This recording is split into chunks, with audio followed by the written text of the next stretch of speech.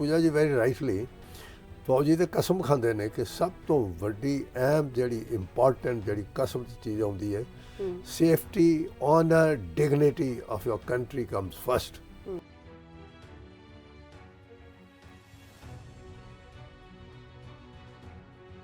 आत्मनिर्भरता हो या कुछ भी हो, जो कुछ आपकी जो प्रोग्रेस हो रही है, आपने प्रदर्शन करना है। वेपनरीज हो, सभ्याचारक इवेंट्स हो,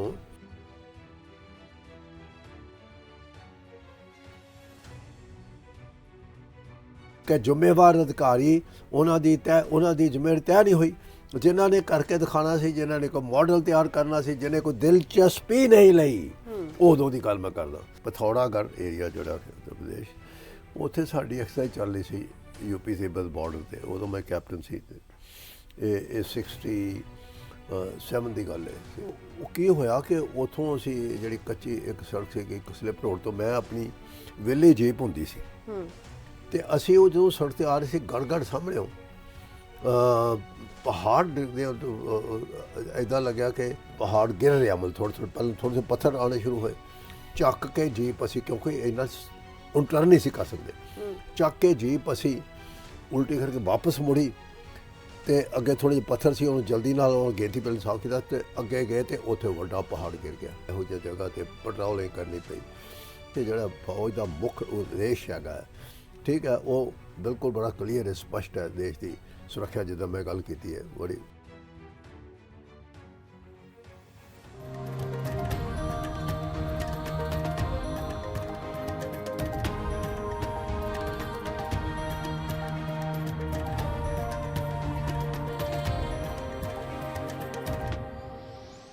ਸਤਿ ਸ਼੍ਰੀ ਅਕਾਲ ਜੀ, ਤੁਸੀਂ ਦੇਖ ਰਹੇ ਹੋ ਪੰਜਾਬ ਟੁਡੇ। ਮੈਂ ਹਾਂ ਤੁਹਾਡੇ ਨਾਲ ਪੂਜਾ ਵਰਮਾ। ਤੇ 26 ਜਨਵਰੀ ਗਣਤੰਤਰ ਦਿਵਸ ਸਾਡੇ ਲਈ ਇੱਕ ਗਰਵ ਤੇ ਮਾਣ ਦੀ ਗੱਲ ਹੋ ਜਾਂਦੀ ਹੈ, ਖਾਸ ਕਰ ਜਦ ਅਸੀਂ ਵੱਖ-ਵੱਖ ਸੂਬਿਆਂ ਦੀ ਝਾਂਕੀਆਂ ਦੇਖਦੇ ਹਾਂ ਰਾਜਪਥ ਤੇ ਇਸ ਦਿਨ ਅਸੀਂ ਆਪਣੇ ਸ਼ੂਰਵੀਰਾਂ ਨੂੰ, ਫਰੀडम ਫਾਈਟਰਸ ਨੂੰ ਯਾਦ ਵੀ ਕਰਦੇ, ਨਾਲ ਦੇ ਨਾਲ ਉਹਨਾਂ ਫੌਜੀਆਂ ਨੂੰ ਸਲਾਮ ਕਰਦੇ ਹਾਂ ਜਿਹੜੇ ਕਿ ਸਾਡੀ ਸੁਰੱਖਿਆ ਦੇ ਲਈ ਦੇਸ਼ ਦੀ ਸਰਹੱਦਾਂ ਤੇ ਖੜੇ ਨੇ। ਕੁਝ ਅਜਿਹੀਆਂ ਰੋਚਕ ਗੱਲਾਂ ਜਾਣਨਗੇ। ਇਸ ਤੋਂ ਇਲਾਵਾ ਕਰੰਟ ਮੁੱਦਿਆਂ ਉੱਤੇ ਵੀ ਗੱਲਬਾਤ ਕਰਾਂਗੇ। ਸਾਡੇ ਨਾਲ ਡਿਫੈਂਸ ਐਨਾਲਿਸਟ ਨੇ ਰਿਟਾਇਰਡ ਬ੍ਰਿਗੇਡੀਅਰ ਕੁਲਦੀਪ ਸਿੰਘ ਕਾਲੋ ਜੀ। ਸਤਿ ਸ਼੍ਰੀ ਅਕਾਲ ਸਰ, ਬਹੁਤ-ਬਹੁਤ ਸਵਾਗਤ ਹੈ। ਸਭ ਤੋਂ ਪਹਿਲਾਂ ਸਰ, ਗਣਤੰਤਰ ਦਿਵਸ ਦੀ ਤੁਹਾਨੂੰ ਬਹੁਤ-ਬਹੁਤ ਵਧਾਈ ਹੋਵੇ। ਥੈਂਕ ਯੂ ਤੁਹਾਨੂੰ, ਤੁਹਾਡੇ ਪੂਰੇ ਸਟਾਫ ਨੂੰ, ਪੂਰੇ ਸਰੋਤਾਗਣ ਨੂੰ ਲੱਖ ਲੱਖ ਵਧਾਈ ਹੋਵੇ 74ਵੀਂ ਵਰ੍ਹੇਗੰਢ ਗਣਤੰਤਰ ਦਿਵਸ। ਇਸ ਤੋਂ ਪਹਿਲਾਂ 75ਵੀਂ ਆਜ਼ਾਦੀ ਦਾ ਇੰਡੀਪੈਂਡੈਂਸ ਉਹ ਵੀ ਮਨਾ ਚੁੱਕੇ ਆ। तो बहुत बहुत मुबारकबाद, शुभकामनाएं for your channel and for your viewers. Thank you so much sir, means a lot. Sir 26 जनवरी ਤੁਸੀਂ ਆਪ ਖੁਦ ਅਜਿਹੇ ਮਹਿਕਮੇ ਤੋਂ ਆਏ ਹੋ ਜਿਹੜੇ ਕਿ ਇੱਕ ਸਭ ਤੋਂ ਪਹਿਲਾਂ ਪ੍ਰਾਇੋਰਟੀ ਤੁਹਾਡੀ ਦੇਸ਼ ਹੁੰਦੀ ਹੈ। ਅੱਜ ਦੇ ਦਿਨ ਦੇ ਲਈ ਕਿੰਨੀ ਕੀ ਜ਼ਿਆਦਾ ਮਹੱਤਵ ਹੈ ਤੁਹਾਡਾ? ਇਹ ਫੌਜੀਆਂ ਵਾਸਤੇ ਕਿੰਨਾ ਕੁ ਮਹੱਤਵ ਰੱਖਦਾ ਹੈ 26 ਜਨਵਰੀ?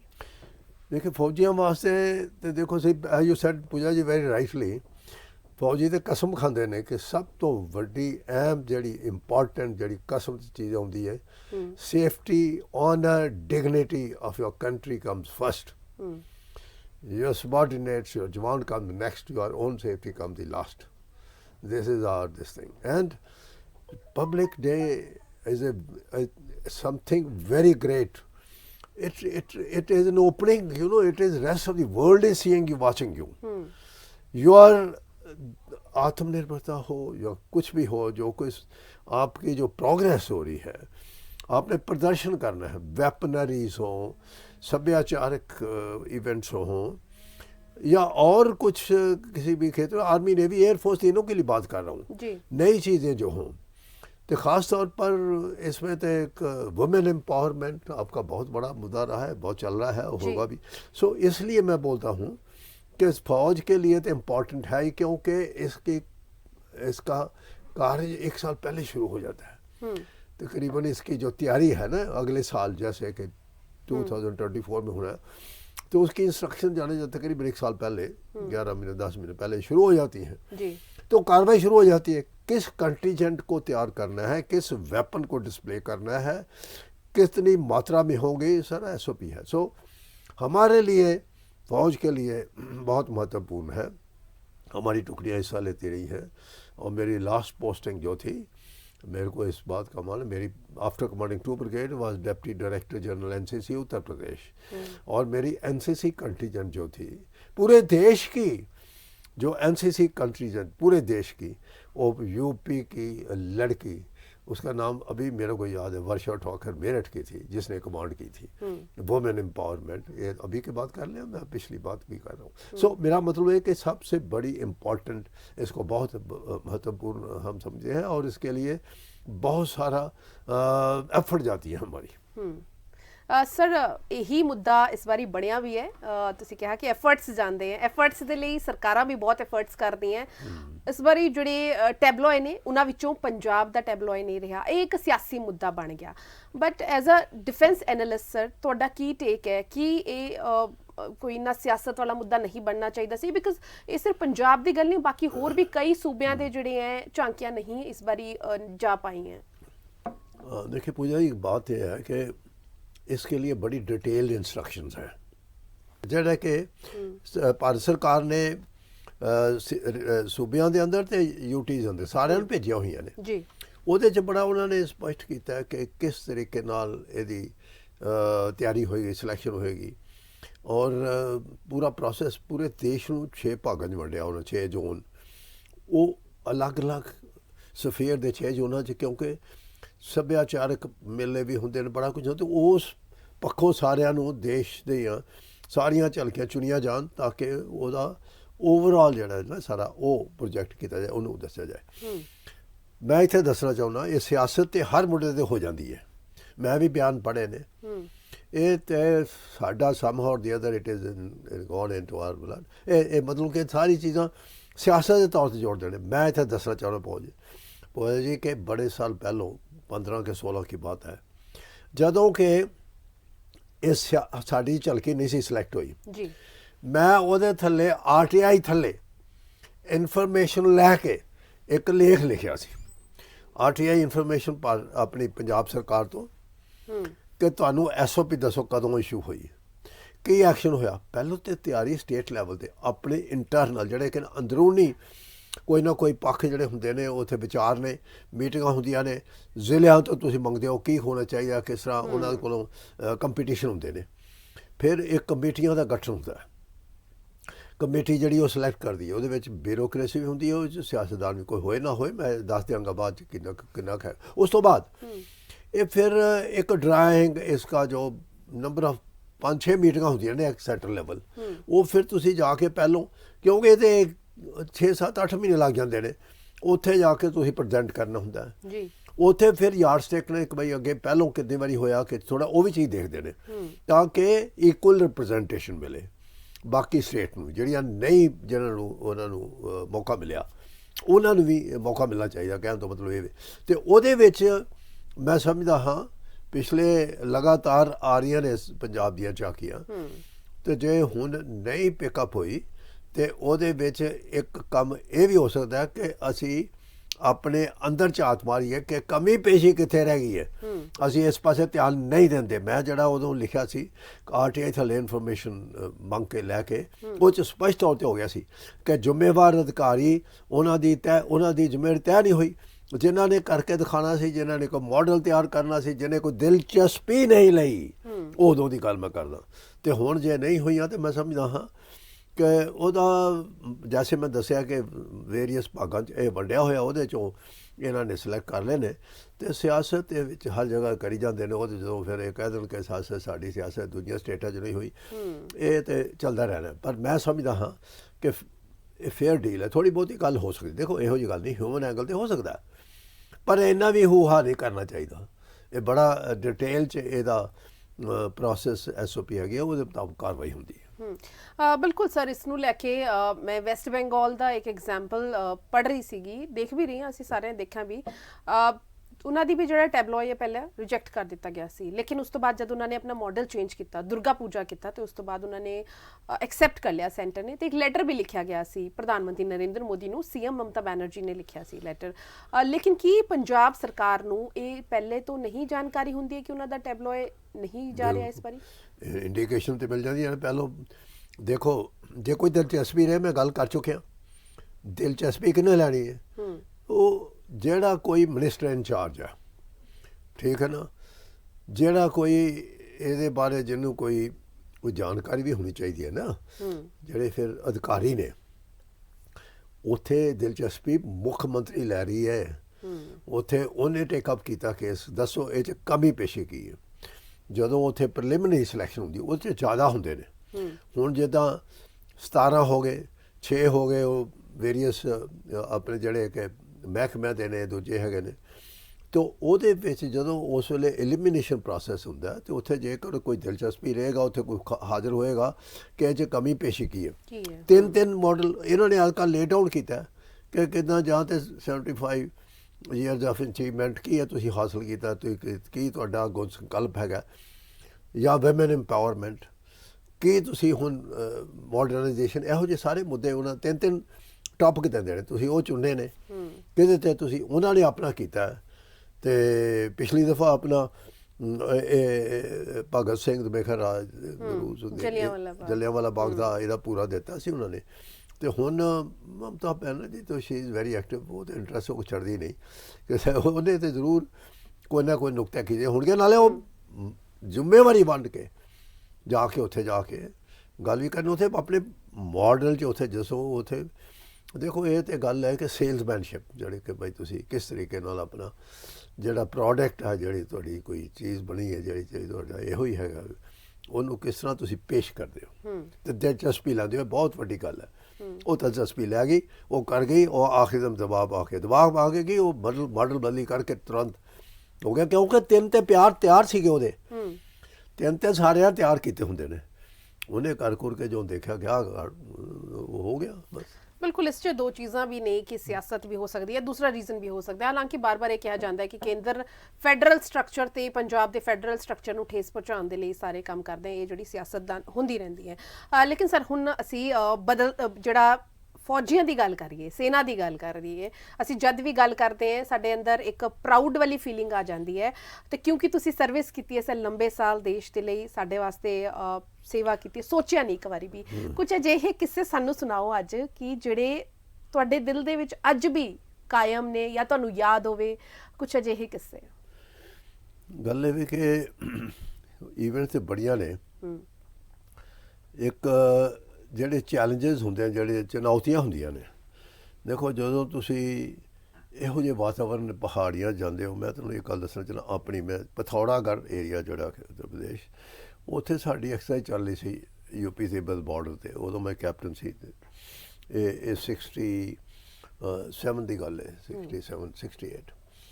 ਤੋ ਉਹ ਕੀ ਹੋਇਆ ਕਿ ਉੱਥੋਂ ਅਸੀਂ ਜਿਹੜੀ ਕੱਚੀ ਇੱਕ ਸੜਕ ਸੀ, ਇੱਕ ਸਲਿਪ ਰੋਡ ਤੋਂ, ਮੈਂ ਆਪਣੀ ਵਿਲੇ ਜੀਪ ਹੁੰਦੀ ਸੀ, ਵਿਲੇ ਜੀਪ ਦੇ ਵਿੱਚ ਸਾਡੀ ਜਿਹੜਾ ਕਿ OP ਪਾਰਟੀ ਜਿਹਨੂੰ ਕਹਿੰਦੇ ਆਬਜ਼ਰਵੇਸ਼ਨ ਪੋਸਟ, ਤੇ ਉਹਦੇ ਸਾਡੇ ਕੋਲ ਗੇਂਦੀ ਬੇਲਚਾ ਨਾਲ 3 ਸਟਾਫ, ਇੱਕ ਰੇਡੀਓ ਸੈੱਟ, ਵਾਇਰਲੈਸ ਸੈੱਟ ਬੜਾ ਵੱਡਾ ਹੁੰਦਾ ਸੀ 62, ਬੈਟਰੀ ਵੀ ਨਾਲ ਵੱਡੀ, ਤੇ 3 ਡਰਾਈਵਰ ਤੇ 3 ਹੋਰ ਓਪਰੇਟਰ ਤੇ ਟੀ ਵਗੈਰਾ ਹੁੰਦੇ। ਤੇ ਅਸੀਂ ਉਹ ਜਦੋਂ ਸੜਕ ਤੇ ਆ ਰਹੇ ਸੀ, ਗੜ ਸਾਹਮਣੇ ਪਹਾੜ ਦੇ ਇੱਦਾਂ ਲੱਗਿਆ ਕਿ ਇਹ ਕੋਈ ਪਹਾੜ ਗਿਰ ਰਿਹਾ, ਮਤਲਬ ਥੋੜ੍ਹੇ ਪਹਿਲਾਂ ਥੋੜ੍ਹੇ ਜਿਹੇ ਪੱਥਰ ਆਉਣੇ ਸ਼ੁਰੂ ਹੋਏ, ਤੇ ਲੜਕਾ ਇਹ ਕਹਿਣ ਲੱਗਾ ਕਿ ਸ਼ਾਇਦ ਭੂਚਾਲ ਆ ਗਿਆ। ਤੇ ਫਟਾਫਟ ਇਸ ਕੈਸ਼ਨ ਵਾਲਾ ਰਿਐਕਸ਼ਨ, ਮੈਂ ਕਿਹਾ ਬਈ ਇੱਦਾਂ ਕਰੀਏ, ਫਟਾਫਟ ਗੱਡੀ ਮੈਂ ਮੋੜੇ ਚੱਕੋ, ਇਹ ਤਾਂ ਇਸ ਪਾਸੇ ਨੂੰ ਆ ਰਿਹਾ। ਤੇ ਅਸੀਂ ਉਹ ਮੁੰਡਿਆਂ ਨੇ ਚੱਕ ਕੇ, ਜਾਟ ਸੀਗੀ ਮੇਰੀ ਉਦੋਂ ਯੂਨਿਟ, ਅਸੀਂ ਚੱਕ ਕੇ ਮੁੰਡਿਆਂ ਨੇ ਜੀਪ, ਸਾਡੇ ਗੇਂਥੀ ਬੇਲਚਾ ਸੀਗੇ, ਚੱਕ ਕੇ ਜੀਪ ਅਸੀਂ, ਕਿਉਂਕਿ ਇੰਨਾ ਹੁਣ ਟਰਨ ਨਹੀਂ ਸੀ ਕਰ ਸਕਦੇ, ਚੱਕ ਕੇ ਜੀਪ ਅਸੀਂ ਉਲਟੀ ਕਰਕੇ ਵਾਪਸ ਮੁੜੀ, ਤੇ ਅੱਗੇ ਥੋੜ੍ਹੇ ਜਿਹੇ ਪੱਥਰ ਸੀ, ਉਹਨੂੰ ਜਲਦੀ ਨਾਲ ਉਹ ਗੇਂਥੀ ਬੇਲ ਸਾਫ਼ ਕੀਤਾ, ਤੇ ਅੱਗੇ ਗਏ ਤੇ ਉੱਥੇ ਵੱਡਾ ਪਹਾੜ ਗਿਰ ਗਿਆ, ਕਿੱਦਾਂ ਬਚਾਅ ਹੋ ਗਿਆ। ਇਹੋ ਜਿਹੀਆਂ ਘਟਨਾਵਾਂ ਬੜੀਆਂ ਨੇ, ਪਰ ਮੁੱਖ ਤੌਰ 'ਤੇ ਮੈਂ ਦੱਸਣਾ ਜਿਹੜੀਆਂ ਕਿ ਇਹ ਤਾਂ ਹੋਈਆਂ ਸਾਨੂੰ ਬਾਰਡਰ 'ਤੇ ਰਹਿੰਦਿਆਂ ਹੋਇਆਂ, ਇਹੋ ਜਿਹੀਆਂ ਜਗ੍ਹਾ 'ਤੇ ਜਾਣਾ ਪਿਆ, ਇਹੋ ਜਿਹੀਆਂ ਜਗ੍ਹਾ 'ਤੇ ਪੈਟਰੋਲਿੰਗ ਕਰਨੀ ਪਈ, ਜਿਹਦੀ ਕੋਈ ਮਹੱਤਵਪੂਰਨ ਲੱਗ ਹੈ। ਪਰ ਮੈਂ ਤੁਹਾਨੂੰ ਦੱਸਣਾ ਚਾਹੁੰਦਾ ਕਿ ਜਿਹੜਾ ਫੌਜ ਦਾ ਮੁੱਖ ਉਦੇਸ਼ ਹੈਗਾ, ਠੀਕ ਹੈ, ਉਹ ਬਿਲਕੁਲ ਬੜਾ ਕਲੀਅਰ ਹੈ, ਸਪਸ਼ਟ ਹੈ। ਦੇਸ਼ ਦੀ ਸੁਰੱਖਿਆ, ਜਿੱਦਾਂ ਮੈਂ ਗੱਲ ਕੀਤੀ ਹੈ, ਬੜੀ, ਅਤੇ ਵਿਦੇਸ਼ੀ ਹਮਲਿਆਂ ਤੋਂ ਬਚਾਉਣਾ, ਭਾਵੇਂ ਜੰਗ ਹੀ ਕਿਉਂ ਨਾ ਲੜਨੀ ਪਏ, ਮਗਰ ਦੂਜਾ ਉਦੇਸ਼, ਦੂਜਾ ਨਾਲ ਜਿਹੜਾ ਹੈ, ਲੋੜ ਪੈਣ 'ਤੇ ਸਿਵਲ ਪ੍ਰਸ਼ਾਸਨ ਦੀ ਮਦਦ 'ਤੇ ਉਤਰਨਾ, ਉਹਦੇ ਵਾਸਤੇ ਰਿਕੁਜੀਸ਼ਨ ਹੁੰਦੀ ਹੈ ਪ੍ਰੋਪਰ, ਤੁਹਾਨੂੰ ਚੀਫ ਸੈਕਟਰੀ ਲੈਵਲ ਤੋਂ ਥੱਲੇ ਨਿਯਮਤ ਅਨੁਸਾਰ ਉਹ ਪੂਰੇ ਡਿਟੇਲ ਕੀਤੇ ਗਏ ਨੇ ਕਿ ਉਹ ਕੌਣ ਅਧਿਕਾਰੀ ਹੈਗਾ, ਕਿਸ ਲੈਵਲ ਤੇ ਉਹ ਡਿਸਟ੍ਰਿਕਟ ਲੈਵਲ ਤੇ ਆਪਣੇ ਲੈਵਲ ਆਪਣੇ ਪੱਧਰ ਤੇ ਮੈਂ ਯੂਨਿਟ ਕਮਾਂਡ ਕਰ ਰਿਹਾ ਸੀ ਪੁੰਛ। ਇਹ ਵਾਕਿਆ ਫੈਬਰਰੀ 84 ਦਾ, ਬਸ ਹੁਣ ਵਾਲਾ 1984। ਪੁੰਛ ਲਾਈਨ ਆਫ ਕੰਟਰੋਲ ਦੇ ਉੱਤੇ 2 ਸਿੱਖ ਬੈਟਰੀਆਂ ਤੇ 1 ਡੋਗਰਾ ਬੈਟਰੀ ਮੇਰੀ ਕੰਪੋਜੀਸ਼ਨ ਸੀ। ਇਸ ਪਲਟਨ ਨਾਲ ਮੈਂ ਪਹਿਲਾਂ ਜੰਗ ਵੀ ਲੜ ਚੁੱਕਿਆ ਸੀ 1971 ਵਾਰ ਐਜ਼ ਏ ਕੈਪਟਨ ਮੇਜਰ। ਬਾਅਦ ਮੈਂ ਇਧਰ ਉਧਰ ਬਾਕੀ ਕੋਰਸ ਕਰਨ ਬਾਅਦ ਮੈਨੂੰ ਕਮਾਂਡ ਕਰਨ ਦਾ ਮੌਕਾ ਮਿਲਿਆ। ਤੇ ਮੈਂ ਬ੍ਰਿਗੇਡ ਹੈੱਡਕੁਆਰਟਰ ਤੋਂ ਇੱਕ ਕਾਨਫਰੰਸ ਅਟੈਂਡ ਕਰਕੇ ਵਾਪਸ ਆ ਰਿਹਾ ਸੀ, ਮੇਰੀ ਯੂਨਿਟ ਉੱਥੇ ਪੂਰੀ। ਤੇ ਮੇਰੀ ਯੂਨਿਟ ਵਾਜ਼ ਲਾਈਨਡ ਅਪ ਸਾਰੇ ਇਕੱਠੇ, ਕਿਉਂਕਿ ਅਸੀਂ ਜਾਣਾ ਸੀ ਰੂਟ ਮਾਰਚ ਤੇ। ਰੂਟ ਮਾਰਚ ਤੇ ਬੈਟਲ ਡਰੈਸ ਹੁੰਦੀ ਹੈ, ਉਹ ਪਾ ਕੇ ਜਾ ਕੇ ਤਿਆਰ ਸੀਗੇ। ਤੇ ਮੈਂ ਦੇਖਿਆ ਕਿ ਉੱਥੇ ਅੱਗ ਲੱਗੀ ਹੈ। ਅੱਗ ਲੱਗ ਕੇ ਦੇਖਿਆ ਤੇ ਮੈਂ ਉੱਥੋਂ ਨਿਕਲ ਕੇ ਆ ਰਿਹਾ ਸੀ ਉਸ ਇਲਾਕੇ 'ਚ। ਜੁਡੀਸ਼ੀਅਲ ਬਿਲਡਿੰਗ ਉੱਥੇ ਜਿੱਥੇ ਦਫ਼ਤਰ ਨੇ ਅਦਾਲਤਾਂ ਦੇ, ਦੂਜੇ ਤੇ ਮੈਜਿਸਟ੍ਰੇਟਾਂ ਦੇ ਦਫ਼ਤਰ, ਉੱਥੇ ਅੱਗ ਲੱਗੀ ਸੀ। ਕਿੰਨੇ ਲਾਈਕ ਕਿ ਵੱਖਰਾ ਇਸ਼ੂ ਹੈ।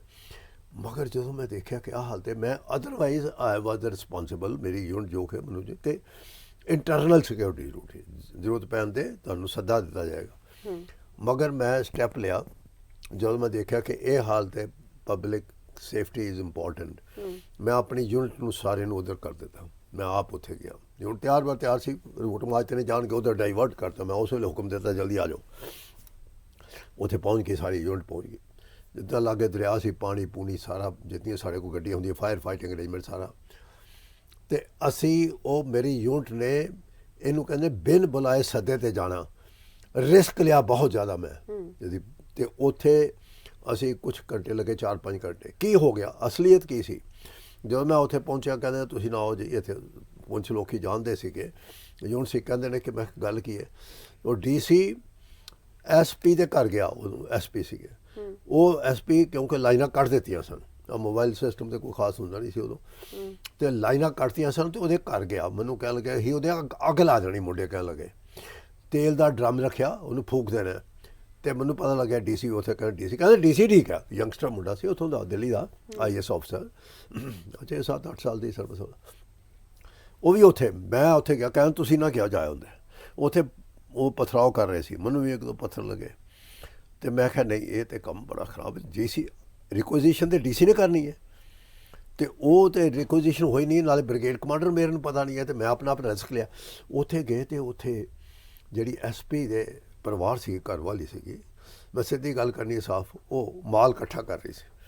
ਛੋਟੇ 2 ਬੱਚੇ ਸਨ। ਕਹਿੰਦੀ ਬੱਚੇ ਬਚਾ ਲਓ ਮੇਰੇ, ਕਿਸੇ ਤਰੀਕੇ ਨਾਲ ਇਹਨੂੰ ਮਾਰ ਦੇਣਾ ਸਾਨੂੰ।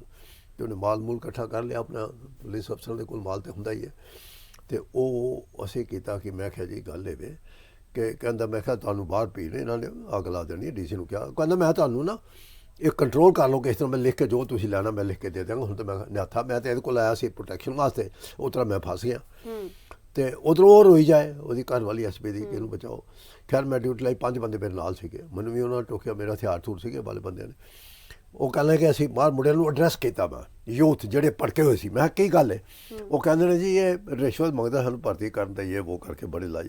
ਤੇ ਮੈਂ ਕਿਹਾ ਹੁਣ ਕੀ ਚਾਹੁੰਦੇ? ਕਹਿੰਦੇ ਬਾਹਰ ਲਿਆਓ ਉਹਨੂੰ। ਮੈਂ ਕਿਹਾ ਬਾਹਰ ਤੇ ਫਿਰ ਕੰਮ ਗੜਬੜ ਹੋ ਜਾਏਗਾ। ਮੈਂ ਦੱਸੋ ਤੁਸੀਂ DC ਲਈ? ਮੈਂ ਕਿਹਾ ਬਈ ਗੱਲ ਇਹ ਮੈਂ ਜਾ ਕੇ ਤੁਹਾਡੀ ਗੱਲ ਕਰਦਾ ਅੱਗੇ ਜਾ ਕੇ। ਮੈਂ ਗੱਲ ਕੀਤੀ। DC ਕਹਿਣ ਲੱਗਾ ਇਹਨੂੰ ਕੰਟਰੋਲ ਕਰ ਲਓ, ਮੈਂ ਐਡਰੈਸ ਕਰ ਦਿਆਂਗਾ, ਬਾਅਦ ਜੋ ਕਰੋਗੇ ਕਰ ਦਿਆਂਗਾ, ਜਾਨ ਬਚਾਓ। ਸ਼ਾਇਦ ਮੇਰੇ ਇਹਨਾਂ 'ਚ ਨੂੰ ਅੱਗ ਬੁਝਾਈ ਜਾ ਰਹੀ ਹੈ।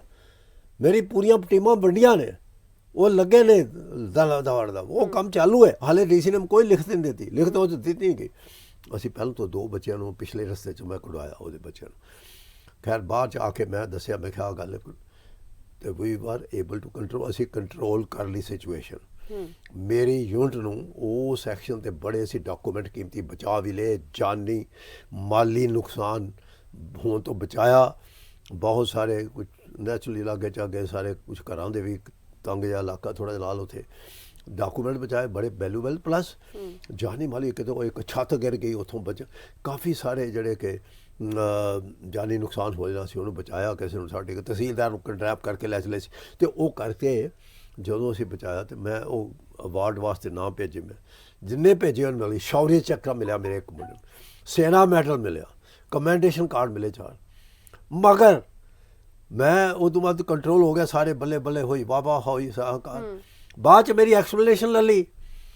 ਮੈਂ ਐਕਸਪਲੇਨੇਸ਼ਨ ਕਿ ਤੁਸੀਂ ਕਿੱਦਾਂ ਵਿਦਆਊਟ ਰਿਕੁਇਜ਼ੀਸ਼ਨ ਕਿੱਦਾਂ ਉੱਥੇ ਪਹੁੰਚੇ? ਤੇ ਤੁਸੀਂ ਲਿਖਦੇ ਸੀਗਾ ਹੀ ਨਹੀਂ। ਦੇਖੋ ਇੱਦਾਂ ਵੀ ਹੁੰਦਾ ਫੌਜ ਕਿ ਬਿਨ ਬੁਲਾਏ ਤੁਸੀਂ ਤੁਹਾਨੂੰ ਸੱਦਾ ਨਹੀਂ ਦਿੱਤਾ ਗਿਆ। ਮੈਂ ਕਿਹਾ ਬਈ ਇਹ ਤੇ ਦੇਸ਼ ਦੇ ਹਿੱਤ ਵਿੱਚ ਅਸੀਂ ਗੱਲ ਕਰਨੀ ਆ, ਦੇਸ਼ ਦੇ ਹਿੱਤ ਵਿੱਚ। ਇੱਥੇ ਮੈਂ ਜੋ ਦੇਖਿਆ ਕੁਝ ਹੁੰਦਾ ਮੈਂ ਕਰ ਲਓ, ਫਿਰ ਜੋ ਮੇਰਾ ਕੋਰਟ ਮਾਰਸ਼ਲ ਕਰਨਾ ਕਰੋ। ਮੈਂ ਤਾਂ ਪਹੁੰਚਾਇਆ ਪੁੰਛ ਸ਼ਹਿਰ ਸਾਰਾ ਛੱਡ ਜਾਣਾ ਸੀ ਪੁੰਛ। ਮੈਨੂੰ ਯਾਦ ਹੈ ਕਿ ਉਸ ਵੇਲੇ ਡਿਫੈਂਸ ਮਿਨਿਸਟਰ ਵੈਂਕਟਾ ਰਮਨ ਸੀ, ਉਹਨੂੰ ਚਿੱਠੀ ਉਹ ਵੀਰ ਪੁੰਛੀ ਸੀ, ਮਿਸਟਰ ਵੀਰ ਪੁੰਛੀ, ਮੇਰੇ ਖਿਆਲ ਰਾਜੀਵ ਗਾਂਧੀ ਦਾ ਕਲਾਸ ਵਾਲਾ ਸੀ, ਉਹ ਆਇਆ, ਉਹਨੇ ਪੂਰਾ ਬੜਾ ਉਹਨੇ ਉੱਤੇ ਪਾਰਲੀਮੈਂਟ ਤੱਕ ਗਿਆ ਕਿ ਇੱਕ ਯੂਨਿਟ ਨੇ ਪੁੰਛ ਬਚਾ ਲਿਆ ਸਾਰਾ ਪਾਰਲੀਮੈਂਟ ਵਿੱਚ। ਜੋ ਅਵਾਰਡ ਮੈਂ ਰਿਕਮੈਂਡ ਕੀਤੇ ਮਿਲੇ, ਮੈਂ ਕਹਿਣ ਲੱਗਾ ਕਿ ਉਦੋਂ ਬਾਅਦ DC ਕਹਿਣ ਲੱਗਾ ਕਿ ਦੇਖੋ ਮੈਂ ਸਮਝ ਗਿਆ ਦੀ ਗੱਲਬਾਤ ਕਰਕੇ ਸਾਰਾ ਕਰ ਲਾਂਗੇ, ਮਗਰ ਮੇਰੀ ਐਕਸਪਲੇਨੇਸ਼ਨ ਮੇਰੇ ਹਾਇਰ ਕਮਾਂਡਰ ਨੇ ਤੇ ਕਿਉਂ ਗੱਲ ਬਿਲਕੁਲ ਸਹੀ ਸੀਗੀ। ਗੱਲ ਇਹ ਪੂਜਾ ਜੀ, ਜੇ ਕੋਈ ਮੇਰਾ ਜਵਾਨ ਉੱਥੇ ਮਾਰਿਆ ਜਾਂਦਾ, ਝੁਲਸਿਆ ਜਾਂਦਾ ਹੋਏ, ਮਤਲਬ ਕਿ ਕੱਪੜੇ ਜਲ ਗਏ, ਤੇ ਫਿਰ ਅਕਾਊਂਟੇਬਿਲਿਟੀ ਵਾਸ ਮਾਈਨ। ਜੇ 400 ਬੰਦੇ ਨੂੰ ਮੈਂ ਕਮਾਂਡ ਕਰ ਰਿਹਾ, ਇਟ ਇਜ਼ ਮਾਈ ਡਿਊਟੀ, ਮੇਰੀ ਜ਼ਿੰਮੇਵਾਰੀ ਹੈ ਕਿ ਉਹਨਾਂ ਦੀ ਸੁਰੱਖਿਆ ਦਾ ਇੰਤਜ਼ਾਮ ਕਰਾਂ, ਦੇਖਾਂ ਕਿ ਇਹੋ ਜਿਹੀ ਹਰਕਤ ਨਾ ਹੋਵੇ, ਜਾਨੀ ਨੁਕਸਾਨ ਨਾ ਹੋਏ। ਤਾਂ ਮੈਂ ਸਮਝਦਾ ਹਾਂ ਕਿ ਇੱਕ ਬਹੁਤ ਵੱਡੀ ਇਹ ਉਦਾਹਰਨ ਜੋ ਕਿ ਉੱਥੇ ਫੌਜ ਖਾਸ ਤੌਰ 'ਤੇ ਤੋਪਖਾਨੇ ਦੀ, ਬਾਕੀ ਵੀ ਸਾਰੇ ਡਿਵ 'ਚ ਕਮਾਂਡ 'ਤੇ ਕਰੇ ਗੱਲ ਗਈ। ਔਰ ਜਦੋਂ ਕਿ ਮੈਂ ਇੱਕ ਪਬਲਿਕ ਇੰਟਰਸਟ ਕੰਮ ਕੀਤਾ, ਠੀਕ ਹੈ, ਉੱਥੇ ਪਬਲਿਕ ਇੰਟਰਸਟ, ਔਰ ਉੱਥੇ ਜਾਨਾਂ ਬਚਾਈਆਂ, SP ਨੇ ਬਚਾਇਆ, DC ਨੇ ਬਚਾਇਆ, ਅਤੇ ਉੱਥੇ ਮੇਰੇ ਹੈੱਡਕੁਆਟਰ ਵੱਲੋਂ ਤੋਂ ਉਹ ਤਾਂ ਫਿਰ ਉੱਤੇ ਵਾਲਿਆਂ ਨੇ ਜਦੋਂ ਦੇਖਿਆ ਕਿ ਭਾਈ ਉਹ ਮੀਰ ਪੰਛੀ ਆਇਆ, ਮੀਰ ਪੰਛੀ ਆਈ ਰਿਮੈਂਬਰ, ਉੱਥੋਂ ਦੇ ਸੀ ਵਾਈਸ ਪ੍ਰੈਜ਼ੀਡੈਂਟ ਉਹਦੀ ਕੰਮ। ਉਹਨੇ ਜਦੋਂ ਆ ਕੇ ਐਡਰੈਸ ਕੀਤਾ, ਕਹਿੰਦਾ ਮੇਰੇ ਜਿਹੜੇ ਨਾ ਲੋਕ ਬੜੇ ਖੁਸ਼ ਨੇ, ਤੁਹਾਡਾ ਮੈਂ ਥੈਂਕ ਯੂ ਕਰਨਾ ਚਾਹੁੰਦਾ। ਅਤੇ ਉਹਨੇ ਫਿਰ ਮੇਰੇ ਕੋਲ ਚਿੱਠੀ ਅੱਜ ਵੀ ਹੈਗੀ ਹੈ ਜਿਹੜੀ ਕਿ ਵੈਂਕਟਾ ਰਮਨ ਡਿਫੈਂਸ ਮਿਨਿਸਟਰ ਨੂੰ ਲਿਖੀ, ਅਤੇ ਉਹਨੇ ਉੱਥੇ ਵੈਂਕਟਾ ਰਮਨ ਨੇ ਜਿਹੜੇ ਉਹਦੇ ਵਿੱਚ ਪਾਰਲੀਮੈਂਟ 'ਚ ਵੀ ਉਹਦਾ ਜ਼ਿਕਰ ਹੋਇਆ।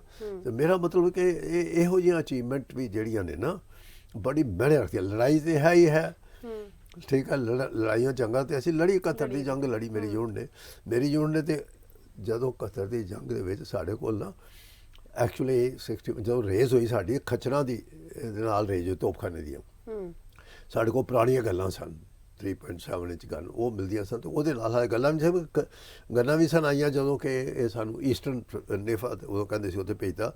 4 ਜਵਾਨ ਵੀ ਸਾਡੇ ਉਹ 'ਚ ਸ਼ਹੀਦ ਹੋਏ। ਅਤੇ ਉਦੋਂ ਬਾਅਦ 71 'ਚ ਅਸੀਂ ਸਾਡੀਆਂ ਜਿਹੜੀਆਂ ਨਾਲ ਮਿਊਲ MA ਕਹਿੰਦੇ ਨੇ, ਮਿਊਲ ਲੈਟਰਲੀ ਜੀਵਸ, ਅਸੀਂ ਉਹਨਾਂ 'ਤੇ ਤੋਪਖਾਨੇ ਦੀ ਜਿੱਦਾਂ ਗੰਨਾਂ ਨੂੰ ਡਿਸਮੈਂਟਲ ਕਰਕੇ ਅਸੀਂ ਲੱਦ ਕੇ ਸੀ, ਉਹ ਵੀ ਐਕਸ਼ਨ ਲੜੇ ਨੇ। ਅਤੇ ਬੜੀਆਂ ਇਹੋ ਜਿਹੀਆਂ ਅਚੀਵਮੈਂਟਸ ਹੈਗੀਆਂ ਨੇ। ਸਿਰਫ ਮੈਨ ਪਾਵਰ ਨੇ ਸਾਡੀਆਂ ਜਿਹੜੀਆਂ, ਮੈਂ ਸ਼ਾਬਾਸ਼ ਦਿੱਤੀ ਉਹਨਾਂ ਨੂੰ ਦੇਣਾ ਅੱਜ ਵੀ ਕਿ ਦੇਖੋ ਮਿਊਲਸ ਇੰਨੀਆਂ ਟ੍ਰੇਨ, ਉਹਨੂੰ ਪਤਾ ਬਾਹਰ ਫਾਇਰਿੰਗ ਆ ਰਹੀ ਹੈ, ਠੀਕ ਹੈ, ਔਰ ਉਹ ਮੋਰਾਲ ਬੂਸਟਿੰਗ ਕਰ ਰਹੀਆਂ ਨੇ, ਕੰਨ ਫਲਾ ਕੇ ਅਤੇ ਨਸਾਂ ਫਲਾ ਕੇ ਕਿ ਤਗੜੇ ਹੋ ਜਾਓ, ਅਸੀਂ ਨਾਲ ਹਾਂ। ਗੰਨਾਂ ਨੂੰ ਡਿਸਮੈਂਟਲ ਕਰਕੇ ਉਹਨਾਂ 'ਤੇ ਲੱਦ ਕੇ ਇੱਕ ਜਗ੍ਹਾ ਦੂਜੀ ਜਗ੍ਹਾ ਲੈਣੇ, ਇੱਥੇ ਗੋਲਾ ਹੋ ਗਿਆ, ਇੱਥੇ ਵੱਜ ਗਿਆ। ਸੋ ਬੜਾ ਇਹੋ ਕੁਛ ਅਸੀਂ ਦੇਖਿਆ ਫੌਜ ਦੇ ਵਿੱਚ। ਮੈਂ ਸਮਝਦਾ ਹਾਂ ਕਿ it's a very neat disciplined life.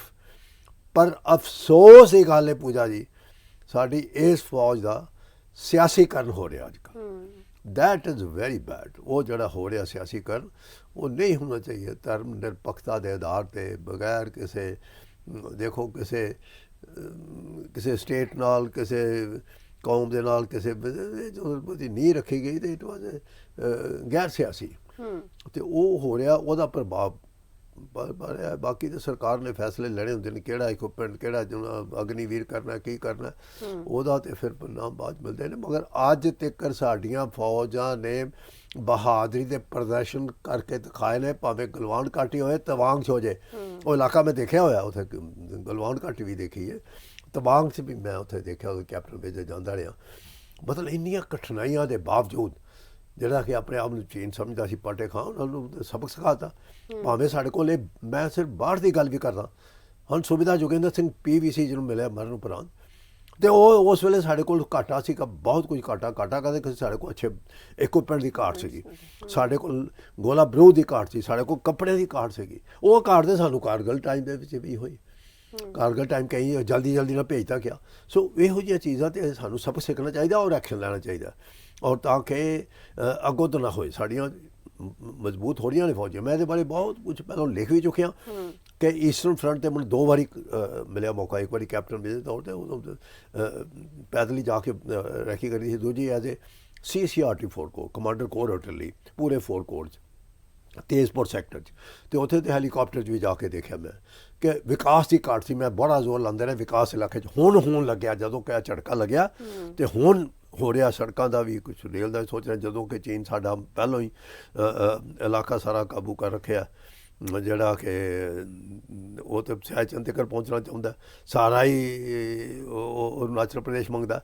ਸੋ ਮੇਰਾ ਕਹਿਣ ਤੋਂ ਮਤਲਬ ਹੈ ਕਿ ਹੁਣ ਜਵਾਨ ਸਾਡੇ ਤਗੜੇ ਨੇ, ਜਵਾਨ ਸਾਡੇ ਬਹਾਦਰ ਨੇ, ਪਰ ਉਹਨਾਂ ਦੀਆਂ ਕਈ ਸਮੱਸਿਆ ਵੀ ਹੈਗੀਆਂ ਨੇ, ਉਹਨਾਂ ਦੇ ਪਰਿਵਾਰਾਂ ਦੀਆਂ।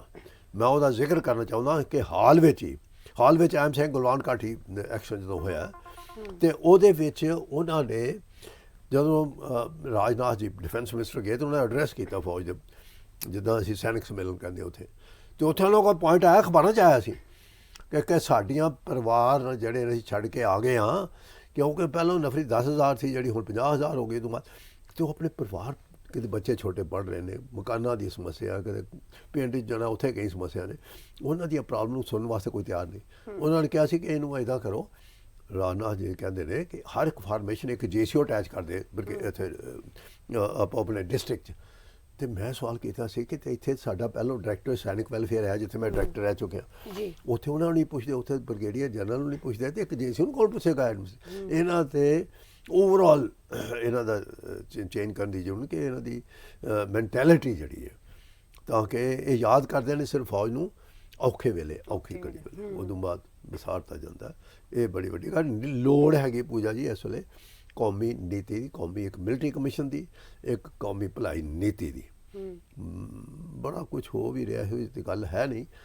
ਖਾਸ ਤੌਰ 'ਤੇ ਹੁਣ ਸਾਡੀ ਮਾਡਰਨਾਈਜੇਸ਼ਨ ਵੱਲ ਧਿਆਨ ਦਿੱਤਾ ਜਾ ਰਿਹਾ, ਅਤੇ ਸਾਨੂੰ ਪਤਾ ਬਜਟਰੀ ਕੰਸਟ੍ਰੇਂਟ ਹੈਗੇ ਨੇ, ਉਹਦੇ ਕਰਕੇ ਕਈ ਰੁਕਾਵਟਾਂ ਨੇ, ਪਰ ਆਸਤਾ ਸਾਡਾ ਅਸੀਂ ਕੱਲ੍ਹ ਵੀ ਦੇਖਾਂਗੇ 26 ਜਨਵਰੀ ਨੂੰ ਨਿਆ ਇਕੁਇਪਮੈਂਟ, ਜਿਸ ਤਰ੍ਹਾਂ 105 ਮਿਲੀਮੀਟਰ ਇੰਡੀਅਨ ਫੀਲਡ ਗਨ ਆ ਰਹੀ ਹੈ, ਆਪਣੇ ਸਵਦੇਸ਼ੀ ਜੋ ਹੈ। ਸੋ ਵਿਕਾਸ ਤਾਂ ਹੋ ਰਿਹਾ ਹੈ, ਪਰ ਇਟ ਟੇਕਸ ਟਾਈਮ। ਬਿਲਕੁਲ ਸਰ, ਇੱਕ ਤਾਂ ਨਾ ਫੋਨ ਸਾਇਲੈਂਟ ਕਰ ਲਓ, ਤੁਹਾਡਾ ਫੋਨ ਵੱਜ ਰਿਹਾ ਸੀ। ਬੰਦ ਕਰਤਾ ਮੈਂ ਦੇਖ ਲਿਆ ਸੀ, ਮੈਂ ਬੰਦ ਨਹੀਂ ਕੀਤਾ, ਹੋ ਗਿਆ। ਸਰ, ਅਸੀਂ ਜਿਸ ਤਰੀਕੇ ਦੇ ਨਾਲ ਚਾਈਨਾ ਦੀ ਗੱਲ ਕਰ ਰਹੇ ਸੀ, ਜਿਹੜਾ ਇੰਟਰਨੈਸ਼ਨਲ ਮੀਡੀਆ ਦੇ ਵਿੱਚ ਬਹੁਤ ਕੁਝ ਲਿਖਿਆ ਜਾਂਦਾ ਹੈ, ਇੰਟਰਨੈਸ਼ਨਲੀ UN ਦੇ ਵਿੱਚ ਵੀ ਸਾਡੇ ਡੈਲੀਗੇਟਸ ਜਾਂ ਹੋਰ ਜਿਹੜੇ ਕੰਟਰੀਜ਼ ਦੇ ਡੈਲੀਗੇਟਸ ਹੈ, ਬਹੁਤ ਸਾਰੀ ਗੱਲਾਂ ਕਰਦੇ ਹੈ। ਇਹੀ ਹਾਲ ਪਾਕਿਸਤਾਨ ਦੇ ਨਾਲ ਵੀ ਹੈ। ਹੁਣ ਜਿਹੜੀ ਇੰਡੀਆ ਦੇ ਲਈ ਚੈਲੰਜਸ ਨੇ, ਖਾਸ ਕਰ ਚਾਹੇ ਅਸੀਂ ਪਾਕਿਸਤਾਨ ਦੀ ਗੱਲ ਕਰੀਏ, ਚਾਈਨਾ ਦੀ ਗੱਲ ਕਰੀਏ, ਇਸ ਤੋਂ ਇਲਾਵਾ ਜਿਹੜੇ ਕ੍ਰਾਈਸਿਸ ਸ਼੍ਰੀਲੰਕਾ ਦੇ ਵਿੱਚ ਚੱਲ ਰਹੇ ਨੇ, ਇਹ ਸਾਰੀ ਚੀਜ਼ਾਂ ਇੰਡਲਜ ਕਰਕੇ ਇੰਡੀਆ ਨੂੰ ਕਿਸ ਤਰੀਕੇ ਦੇ ਨਾਲ ਇਫੈਕਟ ਕਰ ਰਹੀਆਂ?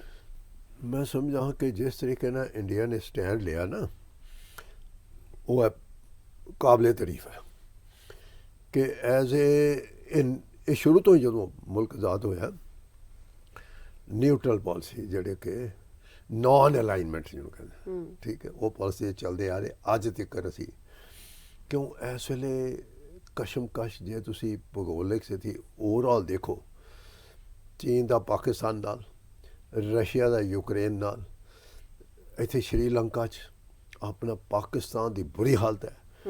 ਇਹ ਸਾਰੀਆਂ ਸਥਿਤੀਆਂ, ਉਹ ਸ਼੍ਰੀਲੰਕਾ ਨਾਲ ਵੀ ਖਰਾਬ ਹੋ ਰਹੀ, ਸ਼੍ਰੀਲੰਕਾ 'ਚ ਤੇ ਸਿੱਖੀ ਆਰਥਿਕ ਸਥਿਤੀ ਗੱਲ ਕਰਨਾ, ਮਗਰ ਫਰਮ ਆਲ ਐਂਗਲ। ਤੁਸੀਂ UN ਦੀ ਗੱਲ ਕੀਤੀ ਹੈ, UN 'ਚ ਜਦੋਂ ਬਾਰ ਪਤਾ ਹੈ ਹੁਣ ਕੀ ਕਰ ਰਿਹਾ ਸਾਡਾ, ਜਦੋਂ ਕੋਈ ਇਹੋ ਜਿਹੇ ਇੰਟਰਨੈਸ਼ਨਲ ਪੱਧਰ ਦੇ ਅੱਤਵਾਦੀ ਫੜੇ ਜਾਂਦੇ ਨੇ, ਜਾਂ ਉਹ ਸਿੱਧ ਹੋ ਜਾਂਦੇ ਨੇ, ਜਾਂ ਉਹਨਾਂ ਦੇ ਬਾਰੇ ਰਿਪੋਰਟ ਆਉਂਦੀ ਹੈ, ਉਹਨੂੰ ਜੇ ਡਿਕਲੇਅਰ ਕਰਨਾ ਇੰਟਰਨੈਸ਼ਨਲ ਪੱਧਰ 'ਤੇ, ਅੰਤਰਰਾਸ਼ਟਰੀ ਪੱਧਰ 'ਤੇ ਐਜ਼ ਏ ਟੈਰਰਿਸਟ, ਅਤੇ ਚੀਨ ਹੱਥ ਪਿੱਛੇ ਕੱਚ ਲੈਂਦਾ।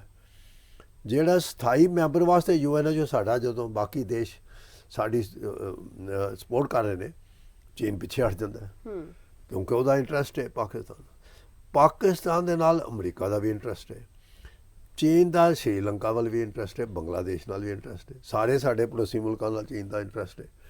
ਉਹਨਾਂ ਨੂੰ ਉਤਸ਼ਾਹ ਕਰਦਾ, ਉਹਨਾਂ ਨੂੰ ਫੰਡਿੰਗ ਵੀ ਕਰਦਾ। ਨੇਪਾਲ ਦੇਖ ਲਓ ਤੁਸੀਂ, ਉੱਥੇ ਵੀ ਸੜਕਾਂ, ਰੇਲ ਦਾ ਵੀ ਲਿਆਉਂਦਾ ਕਰ ਰਿਹਾ, ਬੰਗਲਾਦੇਸ਼ ਨੂੰ ਕਾਫੀ ਕਰਜ਼ਾ ਦੇ ਰਿਹਾ, ਫਿਰ ਵੀ ਉਹ ਸੋਚ ਸਮਝ ਜਾ ਰਹੇ ਨੇ। ਮਾਲਦੀਵ ਹੈਗਾ, ਇਹ ਸਾਰੇ ਕੰਟਰੀ। ਮੇਰਾ ਮਤਲਬ ਇਹ ਹੈ ਕਿ ਇਕਜੁੱਟ ਹੋ ਜਾਂਦੇ ਨੇ ਇਹ, ਖਾਸ ਤੌਰ 'ਤੇ ਪਾਕਿਸਤਾਨ। ਔਰ ਜੋ ਅਮਰੀਕਾ ਵੇ, ਉਹ ਦੋਗਲੀ ਨੀਤੀ ਅਪਣਾ ਰਿਹਾ ਸਾਡੇ ਨਾਲ ਵੀ, ਅਤੇ ਪਾਕਿਸਤਾਨ ਵੀ। ਸ਼ਾਇਦ ਉਹਦੀ ਮਜਬੂਰੀ ਹੈ ਕਿਉਂ ਉਹ ਚਾਹੁੰਦਾ ਹੈ ਕਿ ਥੋੜ੍ਹਾ ਬਹੁਤਾ ਇਹਨਾਂ ਨੂੰ ਫੰਡ ਪਹਿਲੋਂ ਤਾਂ ਉਹਦਾ ਕੱਟ ਕਰਤਾ ਸੀਗਾ ਜਿਹੜੇ ਫੰਡਿੰਗ ਮਿਲਦੀ ਸੀਗੀ। ਹੁਣ ਫਿਰ ਉਹ ਇਸ ਕਰਕੇ ਕਿ ਉਹਦਾ ਇੰਟਰਸਟ ਚਾਈਨਾ ਨਾਲ ਹੈ, ਅਮਰੀਕਾ ਦਾ, ਅਤੇ ਸਾਡੇ ਨਾਲ ਵੀ ਹੈਗਾ। ਮਗਰ ਸਾਡੀ ਇਸ ਵੇਲੇ ਨੀਤੀ ਕਾਮਯਾਬ ਇਸ ਲਈ ਹੈ ਕਿ ਸਾਡੀ ਆਰਥਿਕ ਸਥਿਤੀ ਇੰਨੀ ਮਾੜੀ ਨਹੀਂ। ਚਲੋ ਸਾਰੀ ਜੋ ਕੁਛ ਪਾਕਿਸਤਾਨ 'ਚ 200 ਰੁਪਏ ਕਿਲੋ ਆਟਾ, 250 ਰੁਪਏ ਕਿਲੋ ਆਟਾ, ਬਾਕੀ ਉੱਥੇ ਤੇ ਦੁੱਧ ਕਿਹੜੀ ਚੀਜ਼ ਦੀ ਘਾਟ ਨਹੀਂ ਹੈਗੀ। ਇਟ ਇਜ਼ ਟੁਕੜੇ ਹੋਣ ਦੇ ਉਹ ਪਹੁੰਚ ਗਿਆ ਪਾਕਿਸਤਾਨ, ਬਹੁਤ ਬੜੀ ਹਾਲਤ ਹੈ। ਫਿਰ ਵੀ ਉਹ ਆਪਣੀਆਂ ਹਰਕਤਾਂ ਤੋਂ ਬਾਜ ਨਹੀਂ ਆ ਰਿਹਾ Pakistan. Same goes with China, ਠੀਕ ਹੈ। ਇਹ ਹੁਣ ਸ਼ੀ ਜਿਨਪਿੰਗ ਜੀ ਉੱਥੇ LAC ਦਾ ਦੌਰਾ, ਉੱਥੇ ਉਹਨਾਂ ਨੂੰ ਕਿਹਾ ਤਗੜੇ ਹੋ ਜਾਓ, ਜੰਗ ਲਈ ਤਿਆਰ ਹੋ ਜਾਓ। ਪਾਕਿਸਤਾਨ ਆਪ ਤੇ ਬੁਰੀ ਹਾਲ 'ਚ ਹੈ। ਉਹ ਕਹਿੰਦਾ ਭਾਈ ਆਪਣਾ ਉਹ ਵੀ ਤਿਆਰ ਕਿ ਪਰਮਾਣੂ ਸ਼ਕਤੀ ਦਾ ਗੱਲ ਕਰਨਾ ਪੈਂਦੇ ਨੇ। ਸੋ ਜੇ ਉਹ ਸ਼ਹਬਾਜ਼ ਸ਼ਰੀਫ ਚਾਹੁੰਦਾ ਹੈ ਕਿ ਆਪਾਂ ਦੋਸਤੀ ਦੇ ਨਾਲ ਚੱਲੀਏ, ਇਹ 'ਚ ਕੋਈ ਸ਼ੱਕ ਨਹੀਂ, ਸਾਨੂੰ ਵੀ ਨੁਕਸਾਨ ਹੋ ਰਿਹਾ। ਹੁਣ ਸਾਡਾ ਵਾਹਗਾ ਬਾਰਡਰ ਬੰਦ ਪਿਆ ਬਿਜ਼ਨਸ 'ਤੇ, ਜਿਹੜੇ ਪਹਿਲੇ ਜੰਮੂ ਕਸ਼ਮੀਰ 2 ਰਸਤੇ ਖੁੱਲ੍ਹੇ ਸੀ, ਆਪਣਾ ਉਹ ਦੋਨੋਂ ਬੰਦ, ਇਹ ਵੀ ਬੰਦ, ਇਹ ਇੱਥੇ ਤਾਂ ਪੱਕਾ ਚੱਲਦਾ ਸੀਗਾ। ਤਾਂ ਨੁਕਸਾਨ ਤਾਂ ਹੈਗਾ। ਸਾਡੇ ਜਿਹੜੇ ਵਪਾਰੀ ਬੈਠੇ ਨੇ ਇੱਥੋਂ ਜਾਂਦਾ, ਉਸੇ ਕਰਕੇ ਉਹਨਾਂ ਦੀ ਮਹਿੰਗਾਈ ਜ਼ਿਆਦਾ। ਉਹਨੇ ਕਿਆ ਕਰਨਾ, ਇਹਨਾਂ ਵਿੱਚ ਹੋਰ ਪਸੂੜੀ ਪਾਤੀ ਇਹਨਾਂ ਨੇ। ਉੱਥੇ ਜਿਹੜਾ ਵਾਕਈ ਮੰਤਰੀ ਤੇ ਉੱਥੇ ਕਿ ਜਦੋਂ ਤੱਕ ਆਰਟੀਕਲ 370 ਨਹੀਂ ਰੱਦ ਹੁੰਦਾ, ਉਦੋਂ ਤੱਕ ਅਸੀਂ ਸ਼ਾਂਤੀ ਵਾਰਤਾ ਨਹੀਂ। ਔਰ ਆਪਣਾ ਸਟੈਂਡ ਬੜਾ ਕਲੀਅਰ ਹੈ ਔਰ ਬਿਲਕੁਲ ਸਪਸ਼ਟ ਹੈ ਕਿ ਜਦੋਂ ਤੱਕ ਅੱਤਵਾਦ ਨੂੰ ਨਕੇਲ ਨਹੀਂ ਪਾਉਂਦੇ, ਉਹ ਤਾਂ ਗੱਲਬਾਤ ਨਹੀਂ ਹੋਏਗੀ। ਤੇ ਸਾਡੇ ਮੈਂ ਸਮਝਦਾ ਸਾਡੀ ਨੀਤੀ ਬਿਲਕੁਲ ਠੀਕ ਹੈ, ਸਪਸ਼ਟ ਹੈ ਇਸਮੇ, ਅਤੇ ਉਹ 'ਚ ਫਲੈਕਸੀਬਿਲਿਟੀ ਵੀ ਹੈਗੀ ਹੈ। ਇਸ ਵੇਲੇ ਮੰਨਤ ਹੈਗੀ ਹੈ, ਬਾਕੀ ਮੁਲਕ ਵੀ ਸਾਡੇ ਨਾਲ ਨੇ ਇਸ ਗੱਲੋਂ। ਪਰ ਫਿਰ ਵੀ ਬੜੀਆਂ ਚੁਣੌਤੀਆਂ ਨੇ, ਬੜੇ ਚੈਲੰਜਸ ਨੇ, ਔਰ ਸਾਨੂੰ ਫੂਕ ਕੇ ਕਦਮ ਚੁੱਕਣੇ ਪੈਣਗੇ। ਕਿਉਂ ਸਾਡਾ ਜਿਹੜਾ ਕੁਆਡ ਹੈ, ਜਿਹੜਾ ਕਿ ਆਸਟ੍ਰੇਲੀਆ, ਜਾਪਾਨ ਅਤੇ ਅਮਰੀਕਾ ਅਤੇ ਇੰਡੀਆ, ਉਹ ਵੀ ਚੀਨ ਨੂੰ ਹਜਮ ਨਹੀਂ ਹੋ ਰਿਹਾ। ਸੋ ਇਹ ਸਾਰੇ ਐਂਗਲ ਨੂੰ ਦੇਖਦਿਆਂ ਹੋਇਆ, ਔਰ ਰਸ਼ੀਆ ਯੂਕਰੇਨ ਜੋ, ਕਿਉਂਕਿ ਬੜੀ ਆਉਣ ਵਾਲੇ ਸਮਾਂ ਕੋਈ ਇੰਨਾ ਆਸਾਨ ਨਹੀਂ ਹੋਏਗਾ। ਆਉਣ ਵਾਲਾ ਸਮਾਂ ਇਜ਼ ਫੁੱਲ ਆਫ ਚੈਲੰਜਸ, ਚੁਣੌਤੀਆਂ ਭਰਪੂਰ ਹੋਏਗਾ। ਸਾਨੂੰ ਹਰ ਪੱਖੋਂ, ਆਰਥਿਕ, ਮਿਲਟਰੀ ਔਰ ਬਾਕੀ ਡਿਵੈਲਪਮੈਂਟ ਪੱਖੋਂ, ਹਰ ਪੱਖੋਂ ਸਾਨੂੰ ਤਿਆਰ ਹੋਣਾ ਪਏਗਾ। ਬਿਲਕੁਲ ਸਰ, ਇਹ ਤਾਂ ਜਿਹੜੀ ਇਹ ਸਵਾਲ ਹੀ ਡਿਪਲੋਮੈਟਿਕ ਜਿਹੜੀ ਕੰਟਰੀਜ਼ ਦੇ ਜਿਹੜੇ ਆਪਣੇ ਵਿਊ ਪੁਆਇੰਟਸ ਹੈ ਉਸ ਨੂੰ ਲੈ ਕੇ ਹੈ। ਅਸੀਂ ਦੇਖਿਆ ਸੀਗਾ ਕਿ UN ਦੇ ਵਿੱਚ ਹੀ ਜਦ ਪਾਕਿਸਤਾਨ ਦੇ ਫੋਰਨ ਮਿਨਿਸਟਰ ਜਾਂਦੇ ਨੇ ਤੇ ਉੱਥੇ ਇੱਕ ਸਟੇਟਮੈਂਟ ਦਿੰਦੇ ਨੇ ਪ੍ਰਧਾਨ ਮੰਤਰੀ ਨਰਿੰਦਰ ਮੋਦੀ ਬਾਰੇ, ਕਿ ਉਹਨਾਂ ਨੇ ਗੁਜਰਾਤ ਦੰਗਿਆਂ ਦਾ ਜ਼ਿਕਰ ਕੀਤਾ ਜਾਂਦਾ ਹੈ। ਇਹ ਸਾਰੀ ਚੀਜ਼ਾਂ ਕਿੰਨਾ ਕਿ ਜ਼ਿਆਦਾ ਇਫੈਕਟ ਕਰਦੀਆਂ? ਦੇਖੋ, ਇਹ ਤਾਂ ਇਫੈਕਟ ਤੇ ਹੁੰਦਾ ਹੈ, ਇਹੋ ਜਿਹੀ ਕੋਈ ਗੱਲ ਨਹੀਂ। ਕਿਉਂਕਿ ਉਸ ਸਮੇਂ ਜਦੋਂ ਕਿ ਗੁਜਰਾਤ 'ਚ ਇਹ ਕੁਛ ਹੋਇਆ ਤੇ ਉਦੋਂ ਅਮਰੀਕਾ ਨੇ ਤੇ ਬੰਦਸ਼ ਲਾਤੀ ਸੀ ਮੋਦੀ ਜੀ ਤੇ। ਜੀ, ਉਹ ਤਾਂ ਗੱਲ ਸਿੱਧੀ, ਉਹ ਤਾਂ ਬਿਲਕੁਲ ਪਤਾ ਹੈ, ਦੁਨੀਆ ਭਰ 'ਚ ਪਤਾ ਹੈ। ਉਹਨਾਂ ਦਾ ਵੀਜ਼ਾ ਨਹੀਂ ਸੀ ਮਿਲਿਆ ਜਾਣ ਦੇ ਬਾਹਰ। No as a prime minister of the country ਬਣ ਜਾਂਦਾ। ਹੁਣ ਉਹੀ ਨਹੀਂ, ਹੁਣ BBC ਵੀ ਆਪਣਾ ਕਰੀ ਜਾ ਰਿਹਾ ਜੀ, BBC ਵੱਲੋਂ ਵੀ ਇਸ ਨੋ ਮੋਦੀ ਜੀ ਦੇ ਕੋਲ ਇੱਕ ਬੜੀ ਸ਼ਕਤੀ ਹੈਗੀ ਹੈ, ਜਾਦੂਗਰੀ ਵਾਲੀ। ਉਹ ਜ਼ਰੂਰ ਉੱਥੇ ਪ੍ਰਭਾਵਿਤ ਕਰਦੇ ਨੇ, ਔਰ ਖਾਸ ਤੌਰ 'ਤੇ ਆਪਣਾ ਜਿਹੜੇ ਕਿ ਆਪਣੇ ਹਿੰਦੁਸਤਾਨੀ ਜਿਹੜੇ ਉੱਥੇ ਸੈਟਲ ਹੋਏ ਨੇ ਜੀ, ਉਹਨਾਂ ਨੂੰ ਐਕਸਪਲੇਨੇਸ਼ਨ ਤੇ ਦਿੰਦੇ ਨੇ। ਹੁਣ ਵੀ ਡਿਪਲੋਮੈਟਿਕਲੀ ਵੀ ਦਿੱਤੀ ਜਾ ਰਹੀ ਹੈ ਕਿ ਇਹ ਜਿਹੜਾ ਤੁਸੀਂ ਗੱਲ ਕਰ ਰਹੇ ਹੋ 2002 ਦੇ ਦੰਗਿਆਂ ਦੀ, ਉਹਦੇ ਬਾਰੇ ਬੜਾ ਕੁਛ ਕਲੈਰੀਫਿਕੇਸ਼ਨ ਦੇ ਰਹੇ ਨੇ।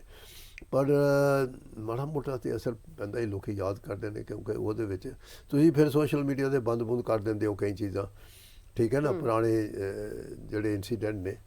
ਮਗਰ ਜਿਹੜੇ ਰਿਕਾਰਡ 'ਚ ਆ ਚੁੱਕੇ ਨੇ, ਅਤੇ ਉਹ ਮੈਂ ਸਮਝਾਂ ਕਿ ਸਾਨੂੰ ਚਾਹੀਦਾ ਕਿ ਅੱਗੋਂ ਤੋਂ ਇਹ ਕੰਮ ਇਹੋ ਜਿਹੇ ਨਾ ਹੋਣ।